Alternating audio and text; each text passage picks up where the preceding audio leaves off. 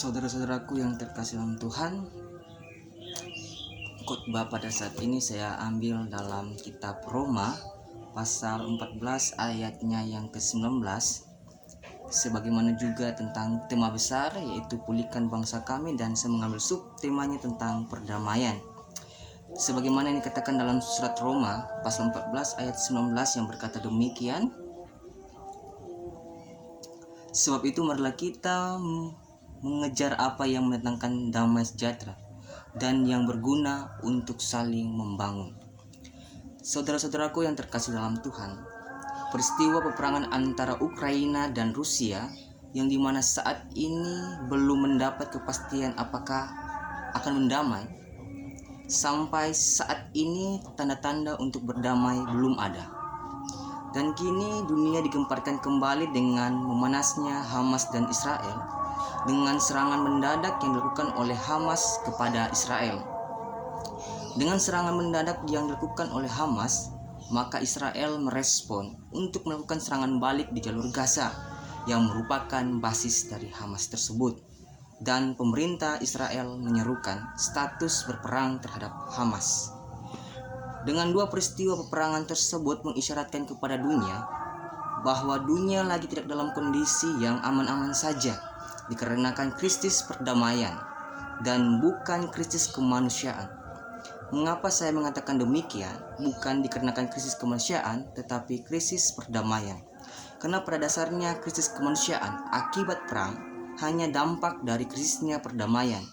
Kalau seandainya seluruh bangsa yang ada mengutamakan dan menjadikan prioritas perdamaian di dalam negaranya, maka kemungkinan besar krisis kemanusiaan tidak akan terjadi dan tidak ada korban jiwa yang begitu banyak akibat peperangan.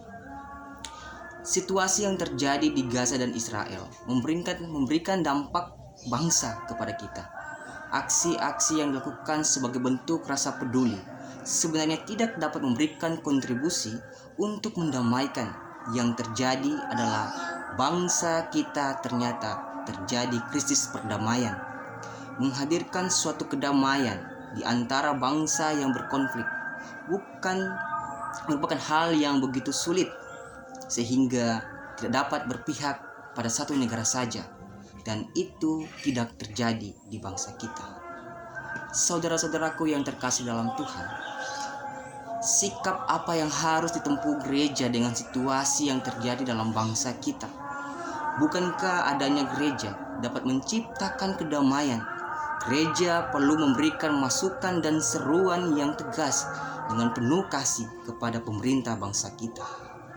Sangat disayangkan dengan kondisi perangan yang terjadi antara Hamas dan Israel, direspon dengan menyatakan telah terjadi krisis kemanusiaan. Hal tersebut bukan hanya timbul dari beberapa kelompok-kelompok kecil yang mengatasnamakan peduli terhadap kondisi yang terjadi di Gaza dan Israel. Bahkan setingkat negara juga menyerukan hal yang sama dengan mengumpulkan sebanyak mungkin bantuan dalam bentuk logistik untuk diberikan kepada korban dari peperangan tersebut. Tindakan tersebut pada dasarnya tindakan yang baik sebagaimana bentuk rasa peduli, tetapi tindakan tersebut tidak mendatangkan kedamaian atau memberikan kepastian apakah perdamaian akan terjadi. Saudara-saudaraku, dengan kejadian tersebut, lembaga-lembaga gereja yang menghimpun beberapa gereja di dalamnya perlu terlibat untuk segera menciptakan perdamaian tersebut, karena itulah tugas gereja untuk menghadirkan perdamaian. Sebagaimana firman Tuhan dalam Roma pasal 14 ayat 9 yang telah saya sampaikan di atas, gereja perlu mengambil langkah yang tepat dan cepat untuk segera menghadirkan kembali perdamaian. Bukan hanya sekedar menyerukan dan mengencam apa yang terjadi, tetapi perlu adanya tindakan yang berjenjang. Sebagaimana firman Tuhan dalam Roma pasal 14 ayat 19, tersebut dapat dijalankan sebagaimana yang Tuhan kehendaki, bukan hanya mendatangkan kedamaian, tetapi berguna untuk membangun, untuk menjaga perdamaian tersebut. Inilah yang perlu kita renungkan bersama, bukan hanya sekedar rasa peduli, tetapi diperlukan tindakan yang cepat dan tepat agar tidak ada lagi korban yang begitu banyak. Gereja dan organisasi Kristen, baik dari kalangan mahasiswa maupun pemuda gereja yang ada, harus mengambil langkah-langkah yang tepat untuk merangkul agar secepatnya menciptakan kedamaian. Menghadirkan suatu kedamaian di antara dua negara yang berkonflik tentulah tidak semudah yang kita bayangkan, dan pasti akan ada resiko. Tetapi kita belajar bagaimana Yesus Kristus datang membawa damai sejahtera dan segala risiko yang harus ia terima.